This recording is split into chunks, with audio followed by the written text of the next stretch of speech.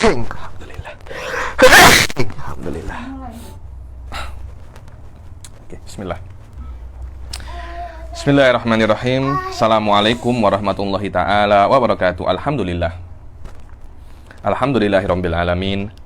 Wassalatu wassalam ala sayyidil mursalin wa ala alihi wa sahbihi wa man tabi'ahum bi ihsanin ila yaumiddin.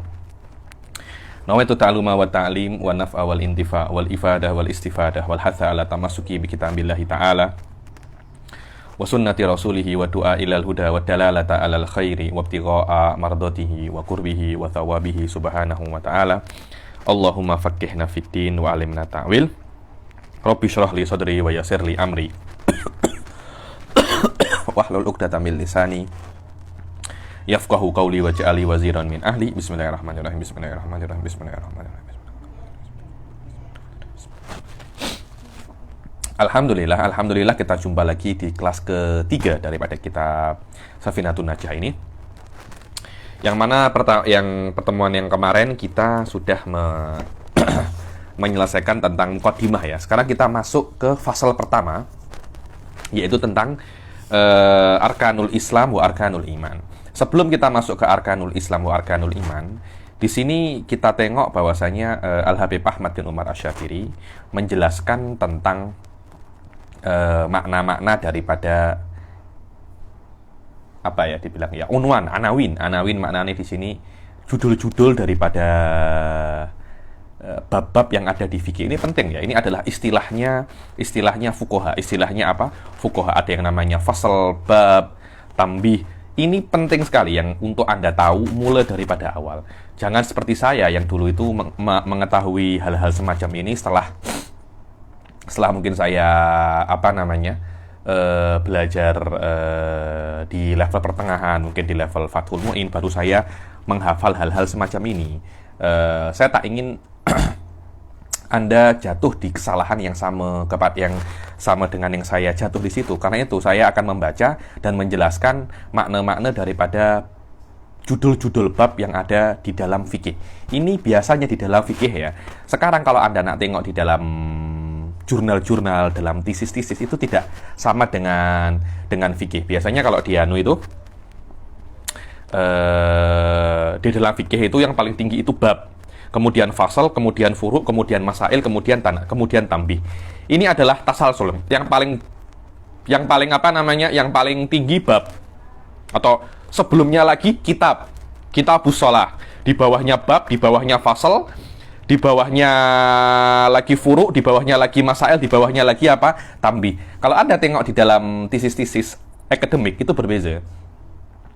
Yang paling tinggi adalah fasal. Di bawahnya lagi mabhath, di bawahnya lagi matlab, di bawahnya lagi furu'. Itu menurut saya ini cara yang dipakai di dalam akademik dan cara dipakai di dalam kitab fikih. Kalau Anda nak tengok di kitab-kitab mutaqaddimi di dalam ilmu kalam, Anda akan tengok bukan bab tapi al-kalamu ala kada. Al-kalamu ala kada. Seperti itu. Jadi maknanya ini adalah istilah yang di dalam fikih. Langsung saja faslun.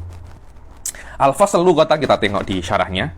Al-fasl lughatan al-hajiz baina syai'an. Al-fasl secara bahasa itu adalah hajiz, maknanya pemisah antara dua hal.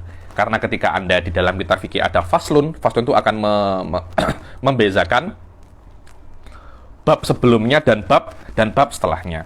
Secara istilah, fasal adalah ismun li alfadin. Pertama, apa sih perbedaan Habib istilah dan syar'an? Kalau Anda tengok di dalam Yaqutun Nafis ada lughatan wa istilahan. Dalam kitab-kitab lain lughatan wa syar'an. Apa Habib? Perbezaan antara istilah wa syara' beza. Kalau istilah itu biasanya yang buat definisi secara istilah yang dibuat oleh para ulama-ulama pada fannya.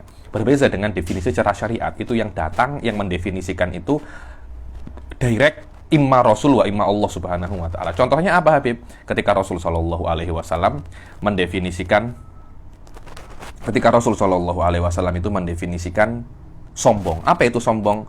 Batrul haq wa ghamtun nas. menolak kebenaran dan meremehkan manusia. Itu adalah sombong. Ketika definisi itu direct daripada Rasulullah SAW, yang mana ketika kita mengatakan asyari itu maknanya adalah Allah dan Rasulnya, ketika definisi direct daripada Allah dan Rasulnya dikatakan definisi ini adalah syar'an. Tapi ketika definisi ini bukan Allah dan Rasulnya yang buat, akan tetapi dibuat oleh para ulama-ulama, dikatakan definisi ini adalah istilahan. Maknanya fasl ini bukan definisi yang buat daripada Allah, bukan Allah direct, bukan Rasul direct yang mendefinisikan fasal, akan tetapi para ulama di dalam bidangnya mendefinisikan apa itu fasal. Apa itu, wahai Habib, definisi fasal? Ismun li alfadin maksusatin dalatin ala ma'anin maksusah. Nama untuk lafat-lafat yang khas, yang menunjukkan makna-makna yang khas, yang di dalam fasal itu biasanya ada furu', masail, dan tambih ghaliban. Dibilang wahwa minat tarojim al-masyurah, dan itu diantara tarojim yang terjemah atau judul-judul yang masyhur dipakai di dalam kitab-kitab. Wa minha, dan diantara tarojim masyurah itu ada yang namanya kitab, bab, far, masalah, tambih, al-khotimah, wa tatimah, wal qaid. Ini penting sekali. Ada berapa? Kita sudah tahu fasal ya, ada fasal, ada kitab, ada bab, ada farat, ada masalah, ada tambih, ada khotimah, ada tatimah, ada qaid. Ada 9. 9 ini apa? 9 ini adalah judul-judul, tajuk-tajuk yang dipakai di dalam kitab-kitab. Kita kena paham ini. Karena apa ya? Menurut saya ini bukan hanya di dalam fikih kan, tapi di dalam semua ilmu digunakan. Cuma kadangkala tertibnya itu berbeza. Mungkin di dalam ilmu kalam bab lebih tinggi daripada kitab. Di dalam akademik bab tidak dipakai, yang dipakai hanya fasal. Tapi 9 anawin ini, 9 tajuk ini akan dipakai di banyak sekali fan ilmu ya nih. Jayid. Yang pertama kan fasal kita sudah mengetahui. Sekarang Alkitab yang paling tinggi sekali apa? Kitab. Fal kitab lughatan ad-dhammu wal jama'. Kitab secara bahasa, kalau di dalam fikih itu di dalam minhaj biasanya kitabus shalah. Kitabus shalah. Wah, nanti di dalam kitabus shalah itu semua yang berkaitan tentang shalah akan semakin banyak. Bismillah.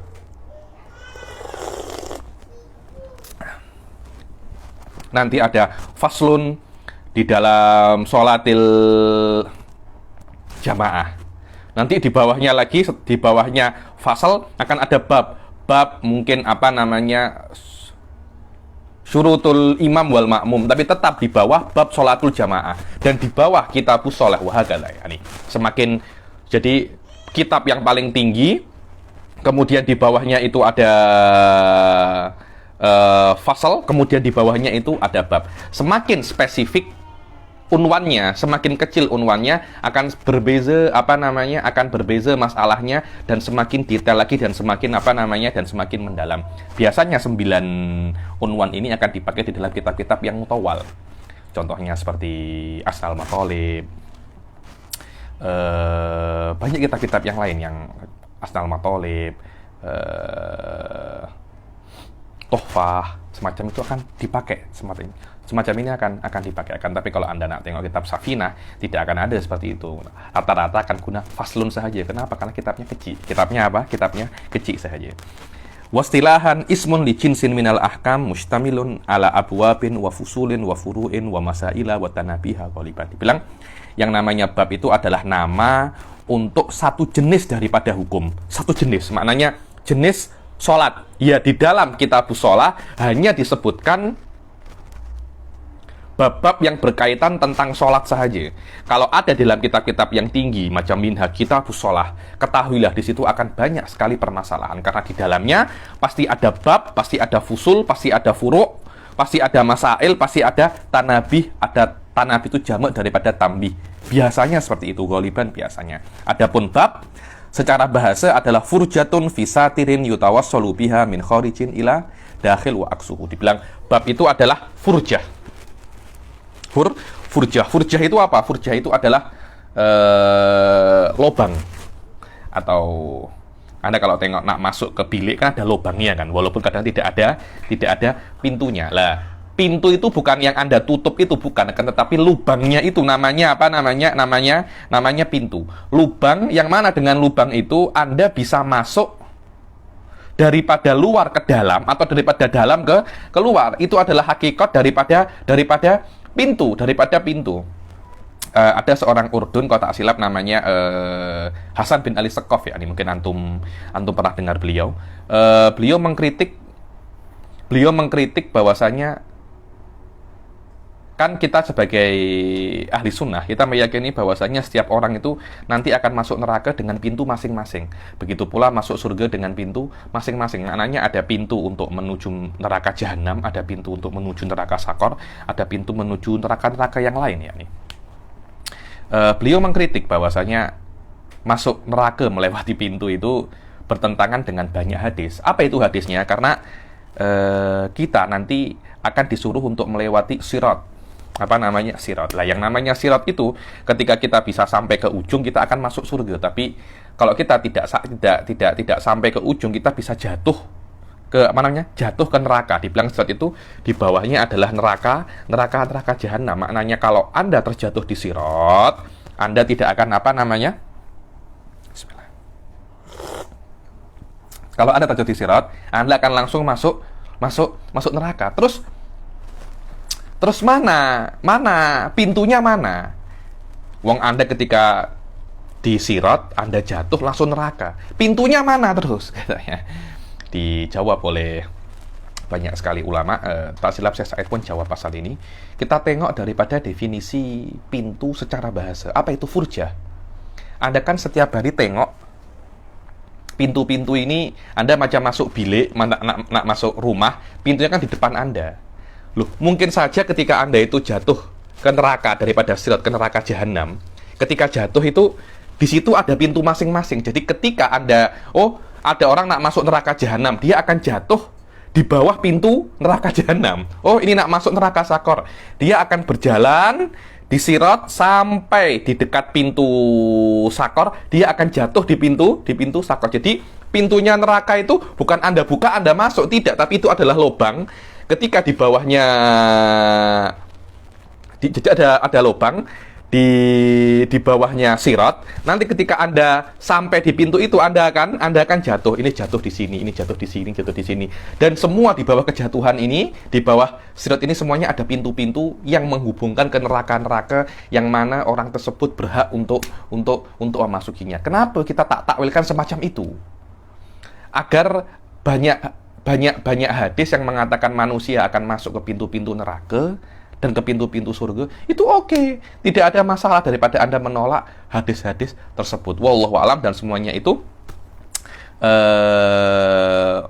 mutawafik, sesuai dengan makna pintu secara bahasa.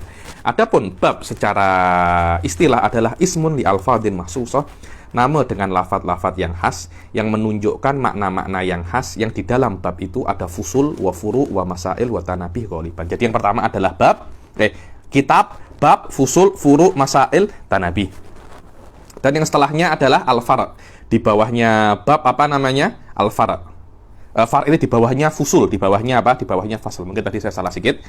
Yang pertama adalah kitab, kemudian bab, kemudian fasal, kemudian furu'.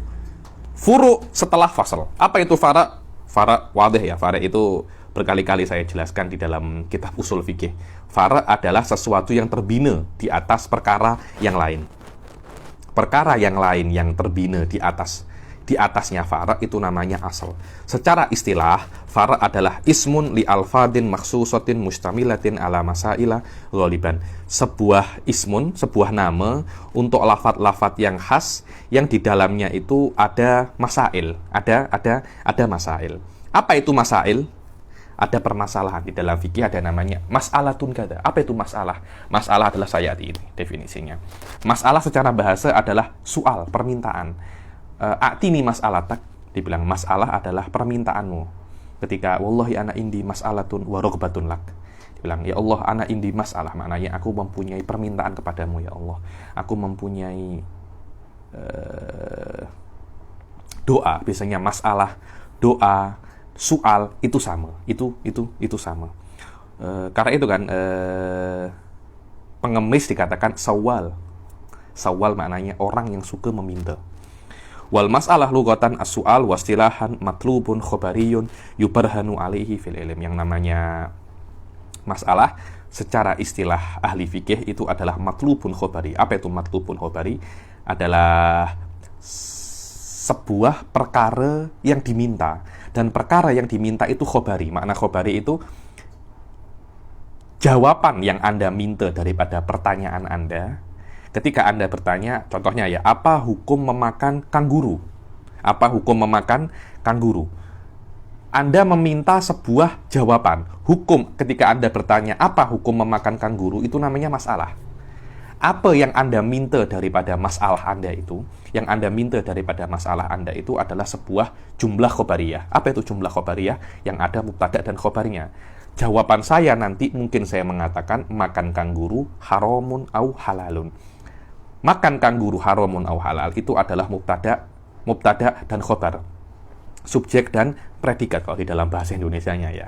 Pasti seperti itu. Karena itu yang namanya masalah, dia itu matlubun khobari, yakni perkara jumlah khobariyah yang diminta, yang mana jawaban saya itu harus yubarhan. Apa itu yubarhan? Dibuktikan kebenarannya di dalam fan ilmu tersebut. Ketika saya mengatakan, saya tidak boleh ketika ada orang bertanya kepada saya, Habib, apa hukum memakan kanguru? Saya cakap halal. Contoh saya cakap apa namanya? Saya cakap halal. Saya tidak bisa untuk mengatakan hanya makan kanguru itu halal. Tidak boleh seperti itu. Saya kena mempunyai dalil untuk membuktikan bahwasanya kanguru itu halal. Kenapa? Karena perkataan saya itu tidak dianggap oleh syariat kecuali dalil. Berbeza dengan perkataan Rasul Shallallahu Alaihi Wasallam dan para nabi-nabi yang lain. Perkataan mereka hujjah. Perkataan mereka dalil. Jadi Anda tidak bisa untuk mengatakan kepada Rasul Shallallahu Alaihi Wasallam, wahai Rasulullah, apa hukum makan kanguru? Contohnya, hukum makan kanguru haram. Apa dalilnya wahai Rasulullah? Anda tak boleh cakap macam itu. Kenapa? Karena saya adalah dalil, katanya Rasul Shallallahu Alaihi Wasallam. Tapi selain Rasul Shallallahu Alaihi Wasallam, tidak boleh semacam itu. Anda tidak bisa untuk menjadikan perkataan Anda itu dalil. Tidak bisa. Anda kena cari perkataan Rasul yang bisa membuktikan bahwasanya perkataan Anda itu benar. Nah, perkataan Rasul itu namanya adalah dalil di dalam fikih, atau Anda cari hukum-hukum akli yang bisa untuk membuktikan kebenaran perkataan Anda. Jadi dibuktikan di dalam ilmu, terpulang kepada ilmunya. Kadang perkataan Anda memerlukan dalilun nakli, dan kadang perkataan Anda memerlukan dalilun akli. Apa itu Habib? Dalilul akli wa nakli. Dalilul akli itu adalah semua dalil yang muqaddimahnya itu akliyah. Dalilun nakli apa Habib? Semua dalil yang salah satu muqaddimahnya itu nakliyah, walaupun majoriti muqaddimahnya akliyah. Itu perbedaan antara dalilul akli dan dalilun nakli yang sudah berkali-kali saya jelaskan. Tambih. At-tambih lugatan al-iqad. Dibilang tambihun, sering itu dan bilang itu tambih. Apa itu tambih al-iqad? Maknanya membangunkan atau mengingatkan, tambih itu. Secara istilah apa? Unwanul bahthil lahik alladzi taqaddamat lahu isyaratun bihaitsu yufhamu minal kalami sabiq ijmalan. Unwanul bahthul lahik adalah judul untuk bahas yang datang akhir. Jadi biasanya tambih itu datang akhir. Akan tetapi apa yang ada di dalam tambih itu sudah ada isyarat sebelumnya. Sekiranya walaupun tidak ada tambih, Anda sudah memahami apa yang ada di dalam tambih. Kenapa? Karena sudah ada isyarat secara global di dalam mabhas sebelumnya. Terus untuk apa tambih? Tambih ini digunakan untuk mengingatkan Anda, jangan-jangan Anda itu sedang dalam keadaan ghaflah di dalam masalah ini, dalam keadaan lalai atau lupa atau tidak sadar ada masalah ini, kemudian ditambih oleh para ulama agar Anda tidak lupa dan Anda tidak mengira yang ada di dalam tambih itu tidak ada di dalam masalah sebelumnya. Jadi kalau ada tambih, maknanya apa yang ada di dalam tambih itu sudah disebutkan di dalam bab atau masalah sebelumnya. Bihaitsu yufamu minal kalami sabiq ijmalan.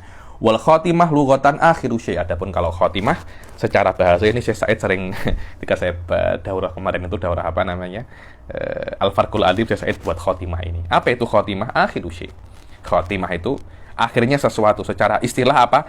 Ismun li alfadin makhsusatin dalatin ala ma'anin makhsusah ju'ilat akhirah kitabin au ba'd. Dibilang nama untuk lafadz-lafadz yang khas. Maknanya di dalam khotimah itu pasti ada lafadz-lafadz yang khas, jumlah-jumlah yang khas, yang menunjukkan ke makna-makna yang khas, yang dijadikan di akhir kitab atau bab. Maknanya ketika di akhir kitab pasti ada khotimah untuk dijadikan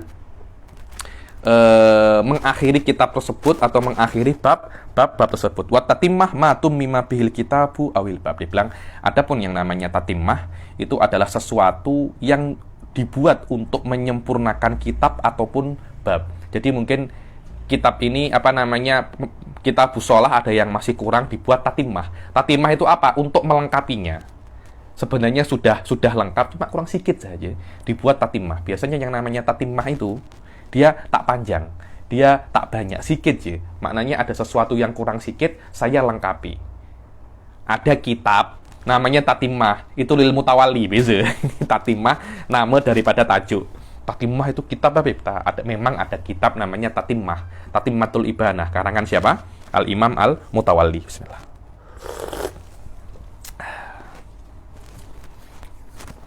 Jayid. Yang terakhir ini juga yang penting sekali ini, Al-Qaidu. Ini sering dipakai dan insya Allah saya akan jelaskan sekali di sini qaid, dan saya tidak akan ulangi lagi penjelasan ini karena penat nak ulangi qaid itu. Ini ibarat ini kena ada qaidnya, kena ada kena yuqayyad, ini muqayyad, ini ada qaid. Apa itu qaid? Ini qaid, ini Anda ingat-ingat penjelasan saya. Sekiranya ketika saya katakan qaid lagi, Anda tak yah pening dan tak yah bingung dengan makna qaid. Wal qaidu maji'a bihi li jam'in au man'in au bayani waqi'in. Ini penting sekali. Dulu ketika saya hatta di Minhaj, Syekh Ba'udhan guru saya ketika saya belajar Minhaj, beliau pasti mengingatkan tentang makna qaid ini. Apa itu qaid? Maji'a adalah sebuah lafadz yang diletakkan setelah lafadz yang lain. Maknanya ada lafadz kedua setelah lafadz yang pertama, yang mana lafadz kedua itu didatangkan atau diletakkan setelah lafadz yang pertama untuk salah satu daripada 3 tugas. Tugas yang pertama itu apa? Jam'in. Apa itu jam'in? Maknanya untuk mengumpulkan afrod yang mutanatsirah. Untuk afrod apa? Afrod yang mutanatsirah. Maknanya jamak ini untuk mengumpulkan masodik yang bisa keluar dengan adanya dengan lafadz yang pertama. Itu yang pertama. Yang kedua, man'in, untuk melarang atau menghalau afrod yang lain, individu yang lain, masodik yang lain untuk masuk ke dalam hukum. Ini adalah lawan daripada tugas yang pertama. Contohnya apa, Habib? Kalau saya cakap as-sholatul wajibah, kata-kata al-wajibah ini adalah qaidun untuk as-sholah. Untuk apa gunanya al-wajibah ini? Kata-kata al-wajibah ini untuk mengumpulkan semua sholat yang wajib di dalam hukum. Kalau saya contoh ya, as-sholatul wajibatu tuqdo. Semua sholat yang wajib diqodho. Lah, diqodho ini hukum. Al-wajibah ini qaidun. Qaid untuk apa? Qaid untuk sholat. Gunanya apa al-wajibah ini? Gunanya al-wajibah untuk mengumpulkan masodik, individu, aplikasi, sholat yang wajib semuanya agar dihukumi, kalau dia tidak dilakukan kena diqodho. Dan tugas yang kedua daripada al-wajibah ini agar untuk menghalangi yang selain sholat wajib untuk bisa diqodho. Ini contoh saja ya, contoh saja. Padahal di dalam madzhab Syafi'i selain sholat yang wajib juga bisa diqodho. Bahkan di beberapa kitab, mandi pun yang tidak wajib juga bisa juga bisa diqodho. Jayyid jiddan. Maknanya kata-kata al-wajibah ini untuk mengumpulkan semua individu sholat yang wajib, dan kata-kata al-wajibah juga untuk menghalangi selain sholat wajib untuk masuk di dalam hukum sholat yang wajib. Terus apa makna bayanu waqi'? Apa makna Habib? Bayanu waqi', kalau di dalam usul fikih namanya ini adalah kharaja makhrajul ghalib. Jadi qaid ini tidak mempunyai tugas untuk mengumpulkan atau menghalau, tapi dia hanya menjelaskan realita saja. Macam mana ya Habib? Contoh qaid yang hanya untuk menjelaskan realita saja. Contohnya ada di dalam ayat wa rabaibukumul lati fi hujurikum. Dibilang di antara mahram Anda di dalam pernikahan adalah robaib, anak tiri yang ada di dalam asuhan kalian. Jadi kalau Anda menikah dengan Bismillah, Anda menikah dengan janda. Janda ini punya anak perempuan. Lah, anak perempuan dari janda ini, dan anak perempuan ini bukan dari Anda, dari suami yang sebelumnya. Anak perempuan daripada janda ini akan menjadi mahram untuk suami yang kedua, untuk mahram menjadi yang suami yang kedua. Sof, tengok qaidnya Allah ketika Allah itu mengatakan fi hujurikum.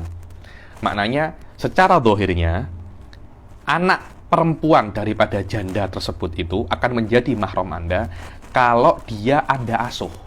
Kalau dia tidak Anda asuh, dia bukan mahram Anda. Difahami seperti itu, tapi para ulama mengatakan qaid ini, yakni fi hujurikum ini, itu adalah qaid. Jadi qaid itu adalah sebuah lafadz yang digunakan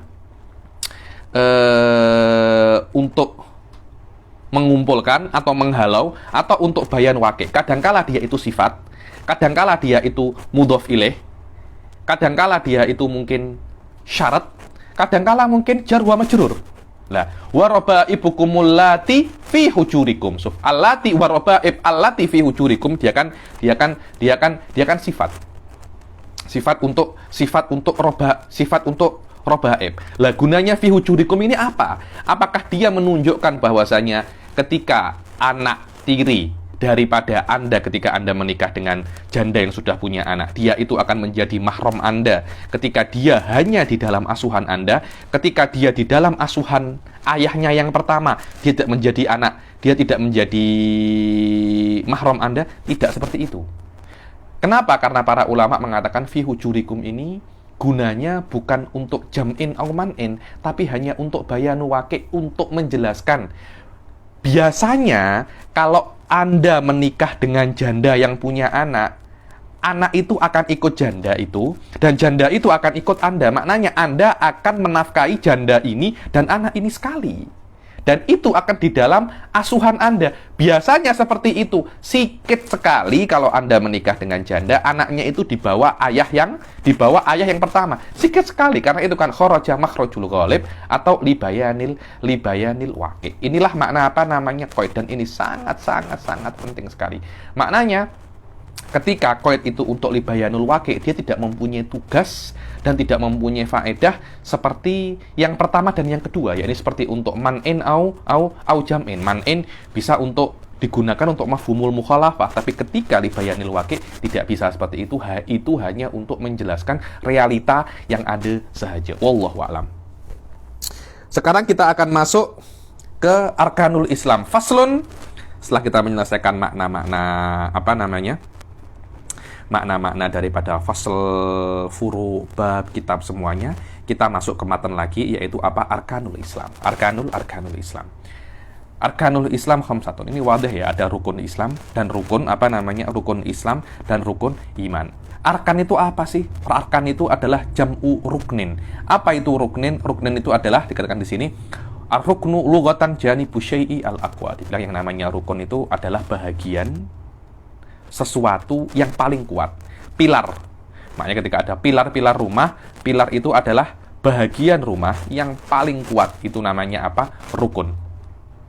Wastilahan ibaratun an juz'in minal mahiyah la tatahaqqu illa bihi. Dibilang yang namanya rukun adalah bahagian, parts daripada mahiyah, sesuatu, hakikat daripada sesuatu, yang mana sesuatu itu tidak akan bisa sempurna kecuali dengan rukun itu. Kalau Anda nak cakap, ada berapa rukun sholat? Ada 13. Maknanya tidak mungkin sholat itu sempurna kecuali semua rukunnya itu apa? Kecuali semua rukunnya itu terpenuhi. Itu namanya apa? Ar-rukun.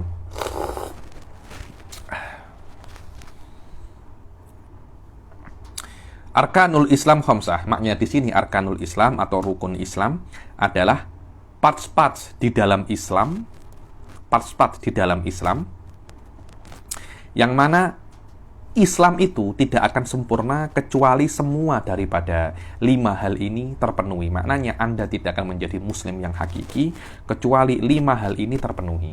Dan biasanya yang namanya Islam itu adalah perbuatan zahir jawarih, yakni ada 5. Apa itu? Syahadatu alla ilaha illallah wa anna muhammadan rasulullah.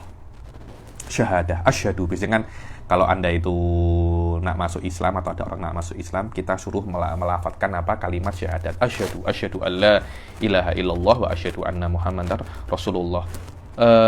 Zahir Imam Syafi'i mengatakan bahwasanya tidak diperbolehkan untuk menggunakan lafadz lain selain lafadz asyhadu. Sebagian ulama di antaranya tak silap Imam Abu Hanifah atau Imam Malik mengatakan bahwasanya boleh Anda mengganti kalimat asyhadu dengan lafadz-lafadz yang lain. Contohnya a'lamu wa atayakon. Tapi Imam Syafi'i ketika melihat bahwasanya di lafadz asyhadu itu sebuah ada makna yang lebih daripada makna Anda meyakini. Walaupun tengok ya, di dalam syarah di sini kata-kata syahadah itu maknanya atayakun wal i'tiqad. Anda menyaksikan, maknanya Anda yakin, Anda 100% yakin dan Anda meyakini itu. Asyhadu tidak seperti itu. Karena apa ya? Yang namanya keyakinan itu ada yang lemah dan ada yang kuat. Dan asyhadu itu adalah keyakinan yang bersumber daripada melihat.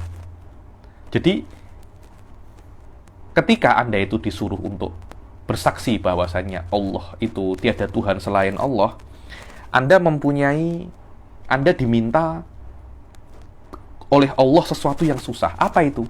Anda meyakini Allah, bahwasanya tiada Tuhan selain Allah, yang mana keyakinan itu levelnya seperti Anda itu melihat Allah. Itu susah tau. Itu sangat-sangat susah sekali. Saya tahu ada yang namanya Turki. Saya tahu ada yang namanya Hagia Sophia. Nah, Hagia Sophia itu walaupun saya tahu tapi saya tidak pernah melihat. Keyakinan saya terhadap adanya Hagia Sophia tidak sekuat ketika saya sudah melihat Hagia Sophia. Keyakinan Anda kepada Rasul tidak sekuat ketika Anda melihat Rasul langsung. Jadi kayaknya ketika Imam Syafi'i itu mewajibkan ketika Anda itu masuk Islam menggunakan lafadz asyhadu, di dalam kata-kata asyhadu itu ada sebuah sir, ada sebuah hikmah yang sangat besar di dalamnya, yaitu Anda disuruh untuk meyakini Allah bahwasanya tiada Tuhan selain Allah dan bahwasanya Nabi Muhammad adalah utusan Allah, yang mana keyakinan itu besarnya seperti mereka itu pernah benar-benar melihat Allah dan mereka itu benar-benar melihat Rasul Shallallahu Alaihi Wasallam, dengan perbedaan makna melihat antara Rasul dan Allah Subhanahu wa Ta'ala. Dan ini sangat susah sekali. Dia tidak hanya meyakin saja, karena yakin dengan melihat sangat kuat sekali. Yakin tanpa melihat tidak kuat. Karena itu, selama ada hikmah di dalamnya, Imam Syafi'i tidak ingin untuk mengganti, untuk berzikir asyhadu alla ilaha illallah wa asyhadu anna muhammadar rasulullah. Jadi maknanya kalimat asyhadu tetap dipakai di situ. Ulama-ulama yang lain tidak. Yang perlu Anda lafadzkan adalah Muhammad Rasulullah dan la ilaha illallah. Selain kalimat itu bisa Anda ganti. Anda bisa ganti a'lamu wa atayakon. Walaupun guru saya Syekh Ba'udon selalu mengatakan makna asyhadu ay a'lamu wa atayakon. Dia tidak hanya seperti itu. Ada sesuatu yang lebih, ya ini kuwatu yakini wa kuwatu i'tiqadi ka'anni ra'aitullaha ayanan, ka'anni ra'aitu Rasulullah ayanan. Tengok. Itu adalah makna kata-kata apa asyhadu yang mempunyai makna yang sangat besar sekali, Yang mana Imam Sanusi di dalam kitabnya Syarah Ummil Barohin menjelaskan di dalam bab ketiga daripada kitabnya itu tentang makna lafadz asyhadu alla ilaha illallah wa asyhadu anna muhammadar rasulullah, bahwasanya di dalam dua lafadz ini dijadikan oleh Allah sebagai tanda untuk orang itu masuk Islam. So, dua lafadz ini adalah muktamad ahli sunnah wal jamaah. Dua lafadz ini adalah tanda bahwasanya Anda itu beriman.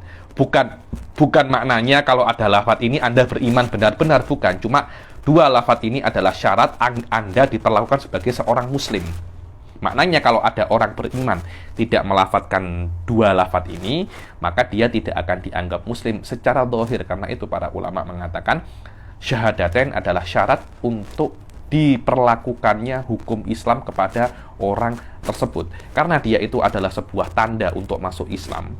Dua lafadz tanda untuk masuk Islam. Imam Sanusi melihat bahwasanya di situ itu ada sebuah sir.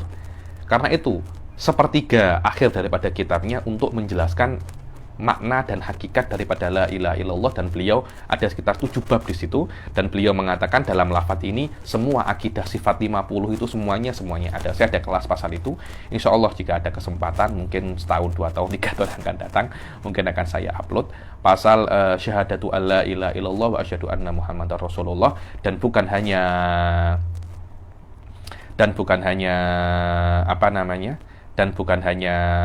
Imam Sanusi yang cakap pasal itu. Ada seseorang ulama namanya Imam Al-Muqtarah, mempunyai kitab namanya Al-Asrarul Aqliyah yang sudah ditahqiq oleh Nizar Hamadi dan ditakdimkan dengan Syekh Said Foda, juga menjelaskan tentang zikir-zikir yang ada di dalam fi bayani qawaidi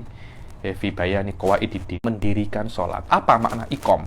Iqom dimaknakan di sini oleh Habib Ahmad bin Umar Asy-Syatiri. Iqom ini adalah al-mulazamah wal istimrar. Al-mulazamah wal istimrar. Makna mulazamah ini maknanya Anda konsisten untuk sholat. Ketika Anda konsisten untuk sholat, dikatakan Anda itu apa? Iqomus sholat. Apa itu sholat? Yang sholat itu secara global adalah perbuatan yang dimulai dengan takbiratul ihram dan diakhiri dengan salam ghaliban. Karena kadangkala ada sholat tapi tidak ada takbiratul ihram dan tidak ada salamnya. Macam mana kalau Anda terikat, kan itu tidak ada takbirnya dan tidak ada salamnya. Nanti saya semua tafsirnya sholat, zakat, semuanya akan datang di kelas-kelas setelahnya. Wa iqamus sholati wa ita'uz zakah. Makna ita'uz zakat adalah Anda itu menunaikan zakat. Dikatakan di sini oleh Habib Ahmad bin Syatiri, al-ita' wal i'ta', memberikan zakat. Apa itu zakat? Lughatan an-nama wa tadhir. Secara bahasa yang namanya zakat itu adalah an-nama, tumbuh dan mensucikan. Karena ini memang mengisyaratkan apa tugas zakat bagi harta manusia, yang mana tugasnya zakat bagi harta manusia itu adalah mensucikan harta. Karena ketika kita itu bekerja, itu banyak perkara-perkara yang makruh di dalam uang kita, perkara-perkara yang haram yang kita tidak sadar itu adalah haram, kita tak sadar itu adalah makruh. Kemudian zakat itu akan membersihkan perkara-perkara yang haram dan rosak yang ada di dalam harta kita. Dan kalau kita menunaikan zakat, maka harta kita itu akan tumbuh. Maknanya semakin Anda mengeluarkan zakat, tidak semakin kurang harta Anda, tapi semakin banyak. Secara syariat, ismun lima yukhraju an malin au badanin ala wajhin maksus. Dibilang yang namanya zakat adalah nama untuk perkara yang dikeluarkan daripada harta atau badan dengan cara yang khas, yakni karena yang namanya zakat itu bukan daripada harta saja, daripada badan. Apa Habib? Zakat dari badan, namanya zakatul fitrah. Itu bukan zakat uang, tapi zakat apa? Badan. Suf al-makna anna thalisa min arkanil Islam i'ta'uz zakah lil mawjudin minal mustahiqin fi'lan inda tamakkuni minhu. Ini penting ya. Bahasanya yang namanya menunaikan zakat adalah Anda itu memberikan zakat untuk orang-orang yang ada, lil mawjudin, golongan-golongan, asnaf-asnaf yang ada, Anda berikan secara real ya, ini bukan Anda berikan, sudah Anda berikan ketika Anda mampu. Itu namanya apa? Itu namanya ita'uz zakah. Jadi, yang keempat adalah apa? Saumu Ramadan. Anda berpuasa Ramadan. Apa itu berpuasa? Apa itu puasa dan apa itu Ramadan? Puasa itu adalah Anda menahan dengan cara yang khas, maknanya nanti akan ada. Anda ini menahan dari apa sih puasa itu? Maknanya bukan, oh saya menahan. Ada orang, saya puasa tak main PUBG, saya puasa tak main banyak-banyak game-game itu.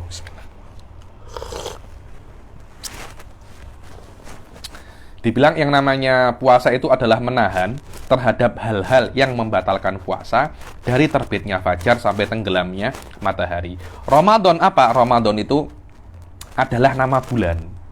Kenapa dinamakan dia itu Ramadan? Dinamakan dia itu Ramadan karena ketika bulan itu, mereka itu pening, nak beri nama apa ya? Pas ketika bulan itu panas sangat. Ketika bulan itu panas sangat, akhirnya dinamakan Romdo, yang maknanya yang sangat panas. Dan hikmahnya, bulan Ramadan ini, karena panasnya bulan Ramadan akan membakar dosa-dosa kita. Itu namanya apa? Saumu Ramadan. Dan yang kelima adalah hajjul baiti man istata'a ilaihi sabila. Al-hajj itu maknanya adalah, secara bahasa adalah qasd. Ada 3 hal di dalam fikih yang maknanya itu adalah qasd, adalah bermaksud 3 hal. Apa itu an-niyah? An-niyah secara bahasa qasdu. Tayamum secara bahasa qasdu. Dan haji secara bahasa apa? Qasdu. Maknanya ketika Ana mau haji, maknanya saya ingin bermaksud untuk ke Baitillahil Haram. Secara syariat, haji itu apa? Qasdul baiti lin nusuk. Saya ingin pergi ke rumah Allah, ke Baitullahil Haram untuk apa? Untuk beribadah. Itu namanya apa? Itu namanya bait. Itu namanya bait. Hajjul bait. Bait di sini bukan rumah. Ini adalah Masjidil Haram ya nih.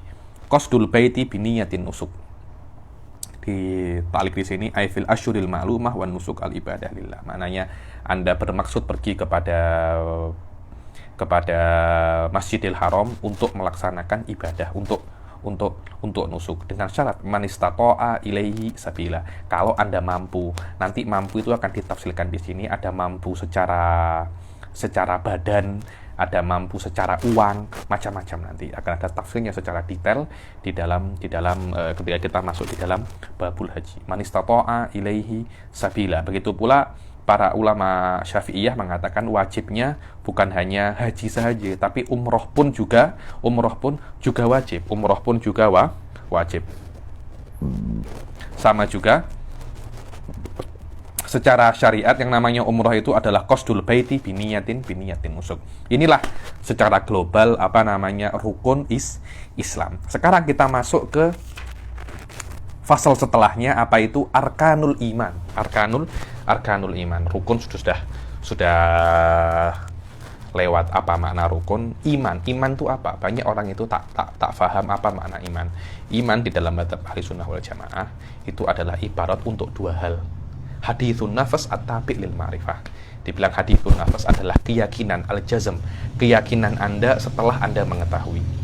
Setelah Anda mengetahui, sebagian ulama mengatakan bahwasanya ma'rifah itu harus sodirun an dalil. Ada 3, tapi mu'tamad ahli sunnah tak, hanya 2 saja. Ketika Anda mengetahui bahwasanya Allah itu ada dan Rasulullah dan Muhammad itu adalah Rasulullah, Anda mengetahui ini, kemudian Anda yakin. Tidak cukup Anda hanya mengetahui saja. Dan tidak cukup makna yakin di sini Anda tunduk ya. Anda tunduk. Maknanya ketika Anda mengetahui Allah itu ada dan Anda mengetahui ada yang namanya Muhammad Rasulullah, yang namanya Muhammad bin Abdillah ini adalah Rasul, setelah Anda mengetahuinya, Anda kena tunduk terhadap apa yang mereka perintahkan. Itu yang namanya apa? Itu yang namanya iman. Itu yang namanya iman.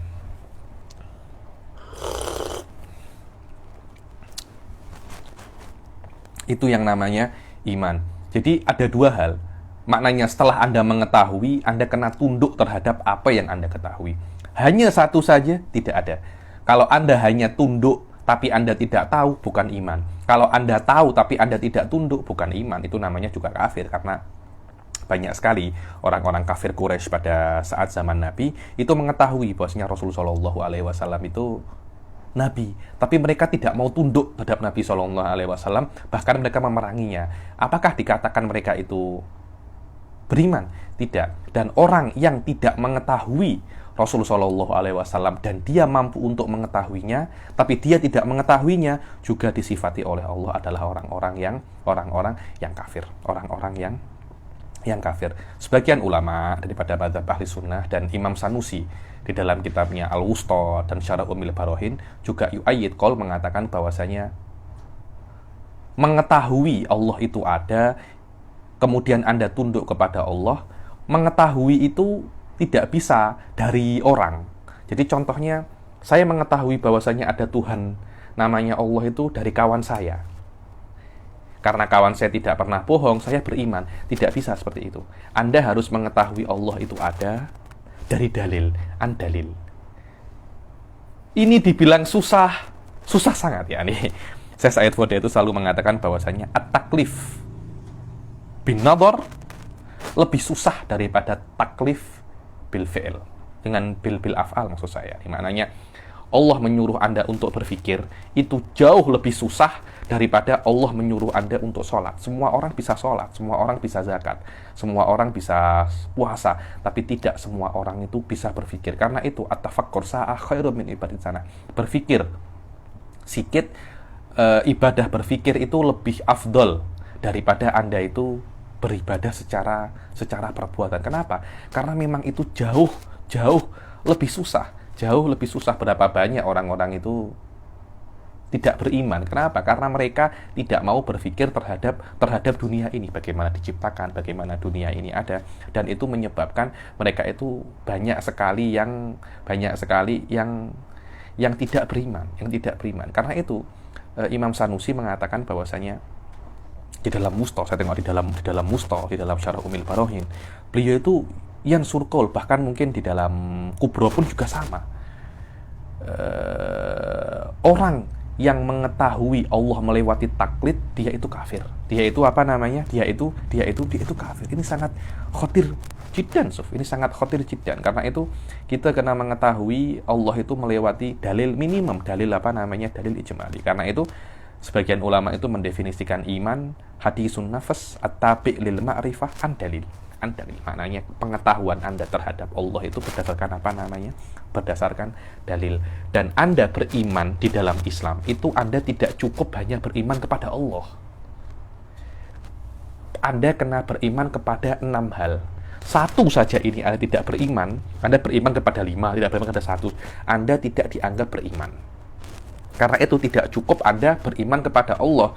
Karena sekarang sudah mulai ada kelompok-kelompok, puak-puak yang mengatakan bahwasanya untuk masuk Islam cukup kita itu beriman kepada Allah saja, tidak perlu beriman kepada Rasul. Kenapa mereka ingin memasukkan Yahudi dan Nasrani untuk menjadi Islam, untuk selamat di akhirat? Kenapa? Karena mereka beriman kepada Allah walaupun mereka tidak beriman kepada Rasul Shallallahu Alaihi Wasallam. Hal-hal semacam itu tidak boleh. Bahkan tidak cukup Anda hanya beriman kepada Allah dan Rasulnya saja. Ada 4 hal lain yang Anda kena beriman untuk Anda itu dikatakan Anda itu benar-benar beriman secara hakiki di dalam Islam. Apa saja itu?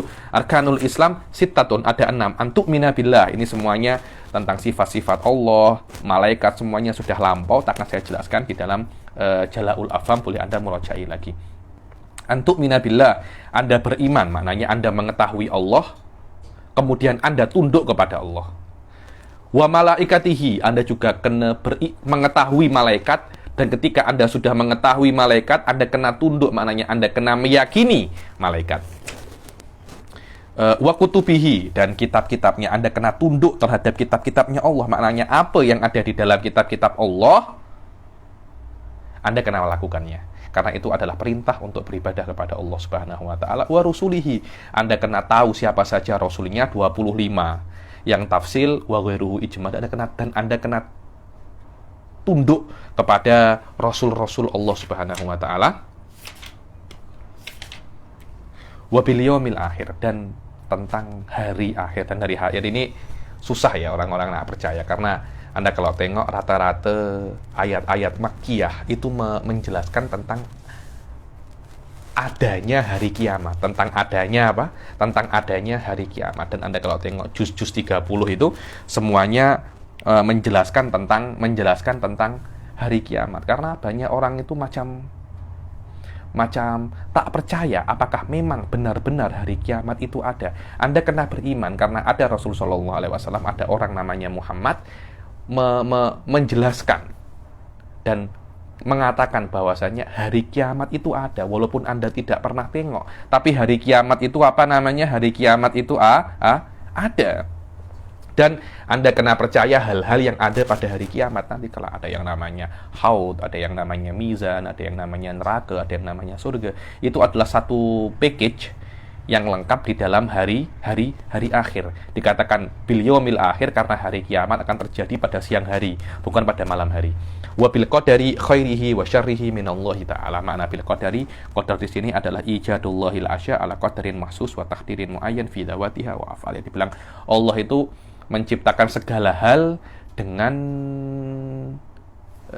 ukuran yang khas yang Allah inginkan. Maknanya Anda kena meyakini bahwasanya segala hal yang ada di dunia ini, yang baik ataupun yang buruk menurut Anda, bukan menurut Allah ya, yang baik dan buruk menurut Anda, semuanya itu berasal daripada Allah. Anda tidak boleh untuk meyakini yang baik daripada Allah, yang buruk bukan daripada Allah, karena itu adalah bukan keyakinan ahli sunnah wal jamaah. Itu adalah keyakinan Mu'tazilah. Atau Anda meyakini bahwasanya yang baik dan buruk bukan daripada Allah Subhanahu wa taala, atau Anda meyakini ada sikit selain daripada Allah. Tidak boleh. Semua hal yang ada di dunia ini, baik dan buruk, apapun nasib Anda nanti, semuanya itu daripada Allah Subhanahu wa ta'ala. Itulah maknanya wabil qadari khairihi wa syarrihi minallahi ta'ala. Dengan ini selesailah sudah tentang masalah arkanul iman wa arkanul islam, dan akan kita akhiri kalau kita hari ini dengan dengan faslun wa makna la ilaha illallah la ma'buda bihaqqin fil wujudi illallah. Ini saya jelaskan ada sekitar 3 atau 4 pertemuan kata silap saya menjelaskan pasal ini.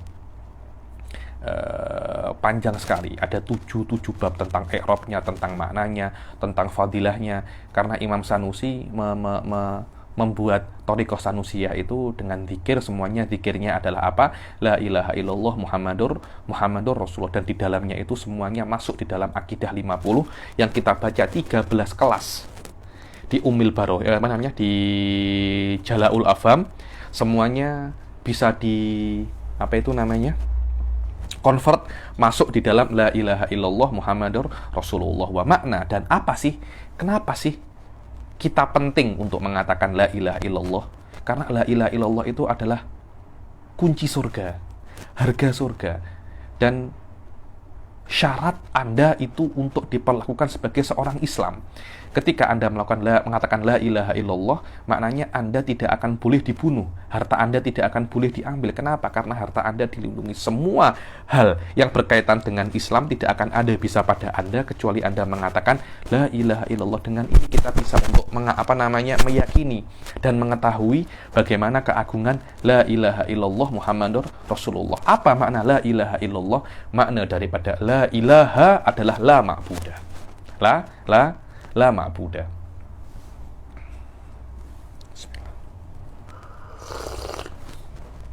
Ini kalau kita ambil daripada ilaha dari kata-kata aliha yang maknanya abidah. Sebagian ulama mengatakan ilah diambil dari kata-kata laha yang maknanya irtafa, maknanya la murtafi'ah. Tapi ini adalah makna yang dhaif. Makna yang hakiki adalah la ilaha ay la ma'budah bihaqqin. Tidak ada satupun yang berhak untuk disembah. Tidak ada satu sesembahan yang memang benar-benar berhak untuk disembah.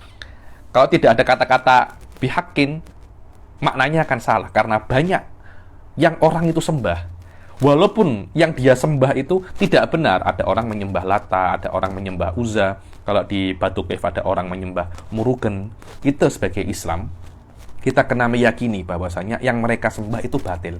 Kalau Anda meyakini yang mereka sembah itu benar, maknanya Anda sudah keluar daripada Islam dan Anda kena review balik Islam Anda.